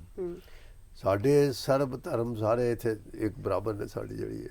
ਪਰ ਇਸ ਨੂੰ ਅਸੀਂ ਸਰ ਇਸ ਤਰੀਕੇ ਦੇ ਨਾਲ ਲੈ ਸਕਦੇ ਹਾਂ ਕਿ ਭਾਰਤ ਦੀ ਸਥਿਤੀ ਮਜ਼ਬੂਤ ਹੈ, ਇਸ ਕਰਕੇ ਓਪਨਲੀ ਕੋਈ ਨਹੀਂ ਬੋਲ ਰਿਹਾ ਉਸ ਬਾਰੇ, ਡਾਕੂਮੈਂਟਰੀ ਬਾਰੇ ਕੋਈ ਗੱਲ ਹੀ ਨਹੀਂ ਕਰ ਰਿਹਾ, ਨਾ ਹੀ US ਕਰ ਰਿਹਾ ਹੈ, ਨਾ ਹੀ UK ਦੀ ਗੱਲ ਕਰੀਏ ਤੇ ਉਹ ਵੀ ਓਪਨਲੀ ਉਹਨਾਂ ਨੇ ਕੁਝ ਨਹੀਂ ਕਿਹਾ ਹੈ। ਹਾਲਾਂਕਿ ਪਾਕਿਸਤਾਨ ਵੱਲੋਂ ਜਿਹੜੇ ਉਹਨਾਂ ਦੇ ਰਿਪੋਰਟਰ ਹੈ, ਉੱਥੇ ਇੱਕ ਸਵਾਲ ਜ਼ਰੂਰ ਪੁੱਛਿਆ ਗਿਆ ਸੀਗਾ। ਦੇਖिए, ਪਾਕਿਸਤਾਨ ਨੇ ਤੇ ਸਿੱਧੇ ਤੌਰ 'ਤੇ ਵੀ ਉਹਨੇ ਮੁਖਾਲਫਤ ਕਰਨੀ ਸਾਡੀ। ਬਾਕੀ ਜਿਹੜੇ ਮੁਲਕ ਨੇ ਉਹਨਾਂ ਨੂੰ ਹੋਰ ਵੀ ਕਈ ਕੁਝ ਸਾਡੇ ਨਾਲ ਸਾਂਝ ਪਿਆਲੀ ਸਾਡੇ ਨਾਲ, ਉਹ ਨਹੀਂ ਬੋਲਣਗੇ, ਹੁਣ ਕਹਿੰਦੇ ਇੰਟਰਨਲ ਮਾਮਲਾ ਚਲੋ ਉਹ ਖਤਮ ਹੋ ਗਿਆ, ਉਹ ਆ ਗਏ, ਉਦੋਂ ਦੀ ਗੱਲ ਹੋ ਰਹੀ। ਹੁਣ ਵਿਸ਼ਾ ਹੀ ਹੋ ਰਹੇ, ਹੁਣ ਤੇ ਸਿਚੁਏਸ਼ਨ ਜਿਹੜੀ ਹੈ ਹੁਣ ਤੇ ਤਬਦੀਲ ਹੋਈ ਹੈ ਸਾਰੀ ਗੱਲਬਾਤ।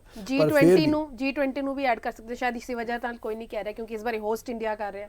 ਨਹੀਂ, G20 ਜਿਹੜੀ ਹੈ ਦੇਖੋ ਉਹ 'ਚ ਕੋਈ ਸ਼ੱਕ, ਉਹ ਤਾਂ ਰੋਟੇਸ਼ਨ ਨਾਲ ਦੇਈ ਜਾਂਦੇ ਨੇ, ਪਰ ਉਹ ਤਾਂ ਅਸੀਂ ਗੱਲ ਕਲੇਮ ਕਰਦੇ ਹਾਂ ਕਿ ਸਾਡੀ ਇੰਟਰਨੈਸ਼ਨਲ ਲੈਵਲ 'ਤੇ ਬੜੀ ਪ੍ਰਸਿੱਧੀ ਹੈਗੀ ਹੈ। ਮਗਰ ਗੱਲ ਇਹ ਵੇ ਕਿ ਇਹ ਜਿਹੜੇ ਲੋਕਾਂ ਦੇ ਅੰਦਰ ਸਿੱਧੇ ਤੌਰ 'ਤੇ ਤੁਸੀਂ ਜਿਹੜੀ ਗੱਲ ਕੀਤੀ ਹੈ, ਜਿਹੜੇ ਭਾਵੇਂ UK ਹੋਵੇ, ਭਾਵੇਂ ਆਸਟ੍ਰੇਲੀਆ ਹੋਵੇ, ਅਮਰੀਕਾ ਹੋਵੇ, ਉਹ ਅਸਲ ਵਿੱਚ ਉਹ ਜਿਹੜੇ ਹੁਣ ਮੀਡੀਆ ਜਿਹੜਾ ਇਹਨਾਂ ਕੋਲ ਆਪਣੇ ਬੜੇ ਵੈਪਨ ਨੇ ਜੀ। ਇਹ ਕਿੱਥੋਂ ਦੇ ਲੋਕ ਛੁਪ ਕੇ ਕਦੋਂ ਕੱਢ ਦੇਣ ਕੋਈ ਗੱਲ, ਤੇ ਇਹਦਾ ਕੋਈ ਪਤਾ ਨਹੀਂ। ਤੇ G20 ਦਾ ਦੇਖੋ ਹੁਣ ਇਸ ਵੇਲੇ ਡੋਮੀਨੇਟ ਤੇ ਕਰ ਰਹੇ ਆਪਣਾ ਮੁਲਕ ਜਿਹੜਾ, ਇਸ ਵਿੱਚ ਕੋਈ ਸ਼ੱਕ ਨਹੀਂ, ਚੰਗਾ ਪ੍ਰਭਾਵ ਜਾ ਰਿਹਾ, ਠੀਕ ਹੈ ਨਾ, ਤੇ ਮੌਕਾ ਤਾਂ ਦੇ ਰਹੇ ਨੇ। ਹੁਣ ਫਿਰ ਜਿਹੜੀ ਆਪਣੇ ਸਾਰਕ ਮੀਟਿੰਗ ਜਿਹੜੀ ਹੋਣੀ, ਉਹ ਪਾਕਿਸਤਾਨ ਨੂੰ ਉਹਦੇ ਮਿਨਿਸਟਰ ਨੂੰ, ਫਾਰਮ ਮਿਨਿਸਟਰ ਨੂੰ ਇਨਵਾਈਟ ਕੀਤਾ ਹੈ, ਦੂਜੇ ਨੂੰ ਕੀਤਾ, ਚਾਈਨਾ ਦੇ ਵਾਲੇ ਨੂੰ। ਤੇ ਉਹ ਮੇਰਾ ਮਤਲਬ ਕਿ ਉਹ ਸਾਰੀਆਂ ਚੀਜ਼ਾਂ ਇਹ ਡਿਪਲੋਮੈਟਿਕਲੀ ਬਿਲਕੁਲ ਠੀਕ ਨੇ। ਔਰ ਮਗਰ ਲੋੜ ਹੈਗੀ ਹੈ ਜਿਹੜੀ ਚੀਜ਼ ਮੈਂ ਸਮਝਦਾ ਹਾਂ, ਉਹ ਹੈ ਬੈਕਡੋਰ ਚੈਨਲ ਦੀ, ਕਿ ਬੈਕਡੋਰ ਚੈਨਲ ਜਿਹੜਾ ਹਮਾਰਾ ਸਾਡਾ ਵਰਕ ਹੋਏਗਾ ਨਾ, ਤੇ ਉਹ ਸਬੰਧ ਜਿਹੜੇ ਨੇ ਅਸੀਂ ਚਾਹੁੰਦੇ ਹਾਂ ਚੰਗੇ ਸੁਧਰਨ, ਖਾਸ ਤੌਰ 'ਤੇ ਪੜੋਸੀ ਮੁਲਕਾਂ ਨਾਲ। ਹੁਣ ਜੇਕਰ ਚਾਈਨਾ ਦੇ ਨਾਲ ਹੈਗਾ, ਪਰ ਲੋਕਾਂ ਸਾਡਾ ਵਣਜ ਵਪਾਰ ਅਸੀਂ ਬਹੁਤ ਪਿੱਛੇ ਘਟੇ ਜਾ ਰਹੇ ਹਾਂ ਜੀ। ਉਹਨਾਂ ਦਾ ਦੇਖੋ ਬਹੁਤ ਸਾਰਾ ਸਾਜ਼ ਸਮਾਨ ਆ ਰਿਹਾ, ਉਹਨੂੰ ਬੰਦ ਨਹੀਂ ਕਰ ਸਕਦੇ, ਕਰ ਨਹੀਂ ਸਕਦੇ, ਬਹੁਤ ਸਾਰਾ।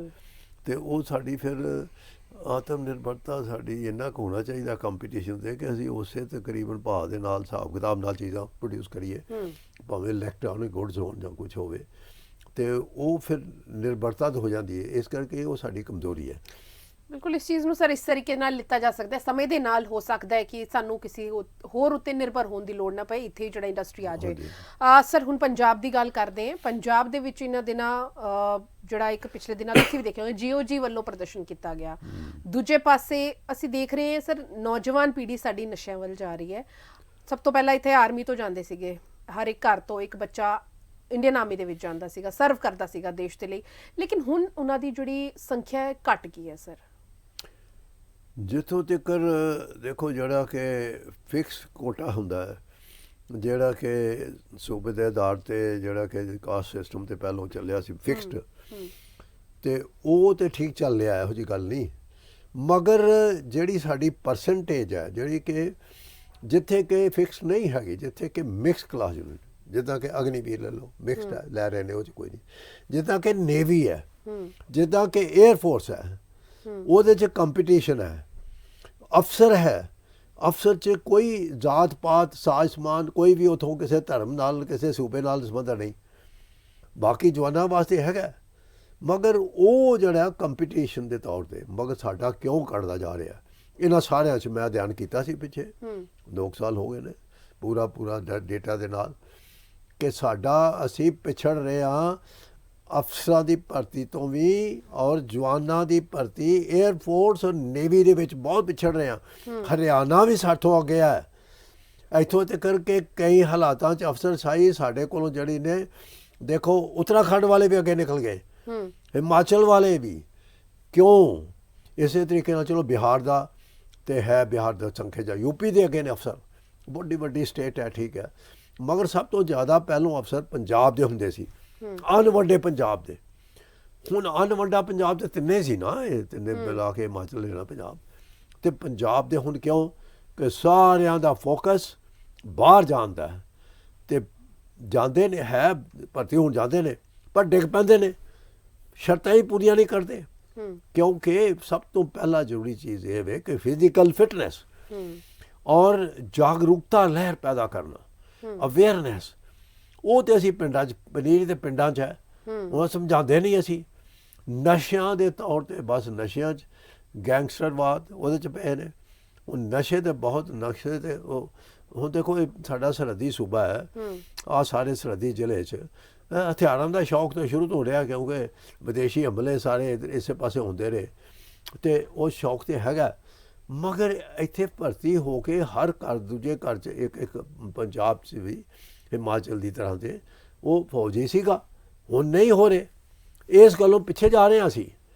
ਠੀਕ ਹੈ, ਇਸ ਗੱਲੋਂ ਪਿੱਛੇ ਕਿਉਂਕਿ ਸਾਡੇ ਜਾਂਦੇ ਲੱਖਾਂ ਦੀ ਗਿਣਤੀ, ਹਜ਼ਾਰਾਂ ਦੀ ਗਿਣਤੀ, ਪਰ ਭਰਤੀ ਹੋ ਨਹੀਂ ਪਾਉਂਦੇ। ਫਿਰ ਜੇ ਕਲੀਅਰ ਕਰ ਲੈਂਦਾ ਫਿਰ ਰਿਟਨ 'ਚ ਪਾਸ ਨਹੀਂ ਹੁੰਦਾ, ਰਿਟਨ ਟੈਸਟ ਕੰਪੀਟੀਸ਼ਨ ਹੈਗਾ।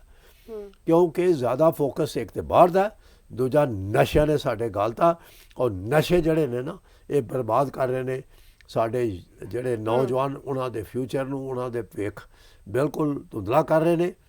ਕਿਉਂਕਿ ਇਹ ਸਾਡੇ ਪੜੋਸੀ ਮੁਲਕ ਪਾਕਿਸਤਾਨ ਦੀ ਖਾਸ ਤੌਰ 'ਤੇ ਇਹ ਸਾਜ਼ਿਸ਼ ਕਿ ਇੰਨੇ ਨਸ਼ੇ ਫੈਲਾ ਦਿਓ।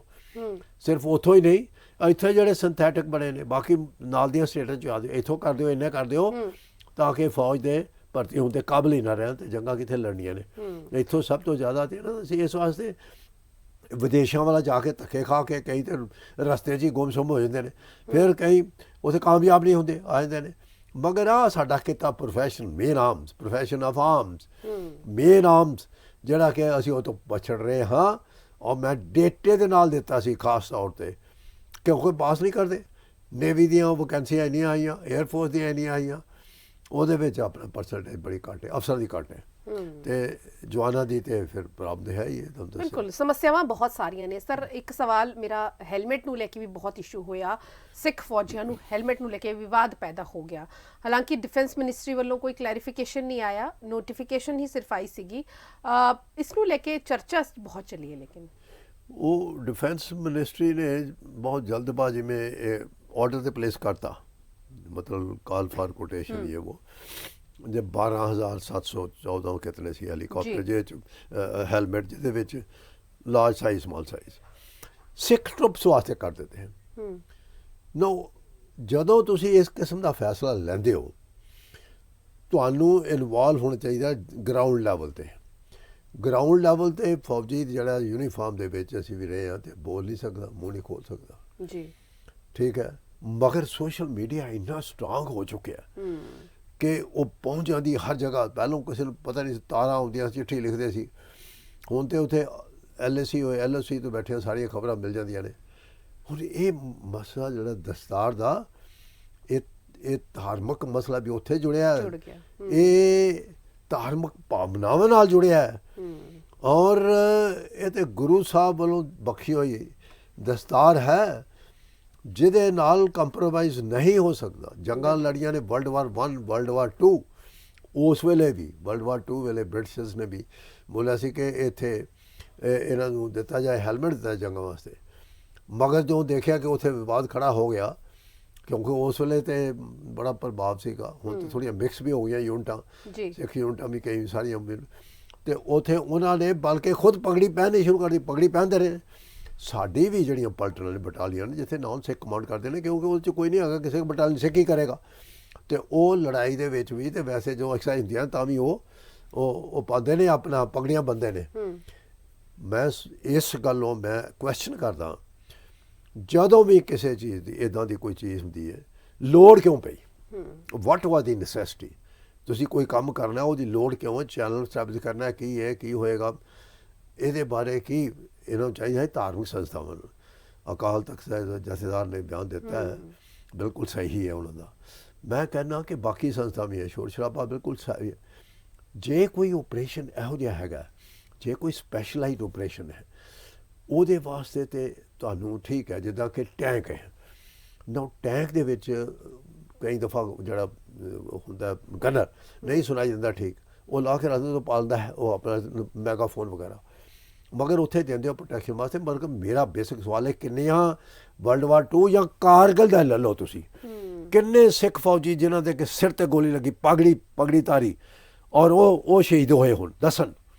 ये डेटा बेस होंदा, उत्थे होर रिकमेंडेशन होईयां ने ਜਿਹੜੀਆਂ ਪਾਰਲੀਮੈਂਟ ਕਮੇਟੀ ਜਿਹੜੀਆਂ ਬੜੀਆਂ ਤੇ ਉੱਚ ਪੱਧਰੀ ਸਾਰੀਆਂ ਕਮੇਟੀਆਂ ਜਿਹੜੀਆਂ ਕਾਰਗਿਲ ਰਿਵਿਊ ਕਮੇਟੀ ਉਹ ਬੜੀਆਂ ਮੇਰੀਆਂ ਸਾਰੀਆਂ ਹੱਲ ਵੀ ਕਮੇਟੀ ਕੋਈ ਕਿਸੇ ਨੇ ਕਿਹਾ ਕਿ ਇਹਨਾਂ ਦੇ ਇਹ ਇਸ ਕਰਕੇ ਹੋਈਆਂ ਨੇ। ਬ੍ਰਿਟਿਸ਼ ਨੇ ਵੀ ਕਿਹਾ ਸੀ ਕਿ ਇਹ ਤੇ ਦੇਖੋ ਕੈਲਟੀ ਹੋਣਗੀਆਂ, ਤੇ ਉਸ ਵੇਲੇ ਸਿੱਖਾਂ ਦੇ ਪਰਿਵਾਰ ਨੇ ਕਹਿਤਾ ਸੀ ਕੋਈ ਗੱਲ ਸਾਨੂੰ ਪੈਨਸ਼ਨ ਨਾ ਦਿਓ, ਅਸੀਂ ਆਪਣੇ ਲੜਕਿਆਂ ਨੂੰ ਬੱਚਿਆਂ ਨੂੰ ਨਹੀਂ ਕਹਿਣਾ ਕਿ ਪਗੜੀਆਂ ਉਤਾਰੋ। ਜੇ ਕੁਛ ਕਰਨਾ ਸੀ ਤੇ ਉਹਦੇ ਨਾਲ ਹੋਰ ਬੜੇ ਤਰੀਕੇ ਨੇ, ਜਿੱਦਾਂ ਜੰਗ ਦੇ ਵਿੱਚ ਅਸੀਂ ਕੈਂਫਲਾਜ ਨੈੱਟ ਉੱਤੇ ਪਾਉਂਦੇ ਹਾਂ ਪਗੜੀ ਦੇ ਉੱਤੇ, ਉਹਨੂੰ ਮਜ਼ਬੂਤ ਕੀਤਾ ਜਾ ਸਕਦਾ ਸੀ।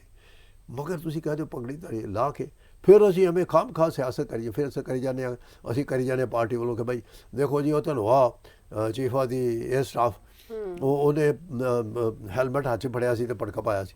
ਉਹ ਫਲਾਇਰ ਹੈ ਉੱਥੇ, ਤੇ ਜਿਹੜਾ ਜਿਹਨੇ ਫਲਾਈ ਕਰਨਾ ਉੱਥੇ ਸਪਲਿਟ ਸੈਕਿੰਡ ਉੱਥੇ ਉਹ ਸੁਣਨਾ ਆਵਾਜ਼ ਕਰਨੀ ਹੈ, ਤੇ ਉਸ ਵੇਲੇ ਤੇ ਗੱਲ ਠੀਕ ਹੈ, ਉਹ ਅੰਦਰ ਰੱਖ ਰਿਹਾ ਤੇ ਉਹਦੇ ਨਾਲ ਉਤਰਿਆ, ਪਰ ਪਗੜੀ ਪਾ ਕੇ ਹਮੇਸ਼ਾ ਉਸਨੇ ਵਰਤੀ ਰਿਹਾ। ਇਹੋ ਜਿਹੀਆਂ ਗੱਲਾਂ ਜਿਹੜੀਆਂ ਨੇ ਨਾ ਉਹ ਮੀਡੀਆ ਫਿਰ ਪ੍ਰਭਾਵਿਤ ਕਰਦਾ, ਜਿਹੜਾ ਕਿ ਖਾਸ ਤੌਰ ਤੇ ਗੋਦੀ ਮੀਡੀਆ ਹੈ।